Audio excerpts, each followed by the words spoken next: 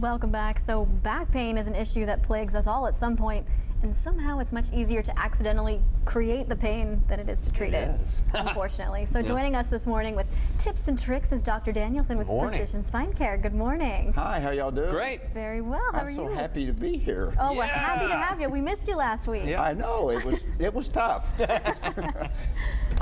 Since it is Mother's Day, I want to start out by talking about one of my favorite memories of being a doctor and coming to East Texas. And everybody knows that East Texans are extremely rugged individuals. Yes. That's the whole Cowboys. mindset. And I call it being hard-headed, which is a compliment. But when I first came to town, I had to kind of get used to this. And the way it would work out would be, I would be ready to go in and see a patient in the office, a new patient, and my nurse would go, Dr. D, come here.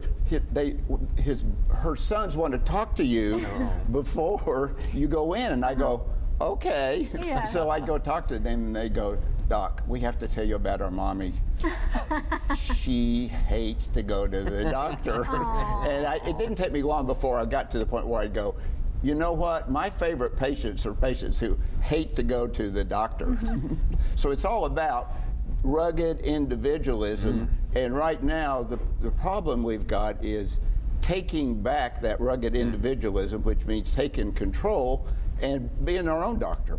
Wow. All right, sounds about right. So you wanted to talk a little bit about the exercises you can do to be your own doctor and kind of what to avoid just in case. Right. First of all, one of the two most important points that you can possibly make, if they were wheeling me into surgery and I had to leave a message for my kids, I'd say, whatever you do, you have got to have an exercise program, something that you do. It is absolutely impossible to be healthy if you don't exercise. It's just, it's The two not, go hand in hand. Right, along with eating. So you are what you eat and you are what you do. There you go. And as far as exercises go, it's when we have a back problem, well, you can't just say, well, I think I'm going to go start working out in the gym.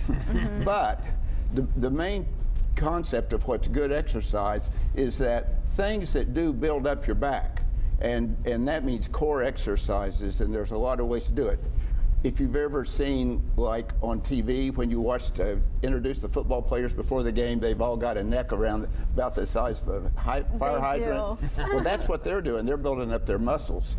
And so the best exercises you can do are those when you really are hurting. You have to be active. But you can't, you can't go to the gym and build those muscles up, but over time you can, and I'll talk a little bit about that if we have time later. Oh, great. Well, a core, you think about, so often I just think of abs, but it's also that back is right as well, right? Correct? Exactly, Robert. Core means front and back, and they have to be isolated. You can't just go, there's not like one exercise you can do, but it can be done.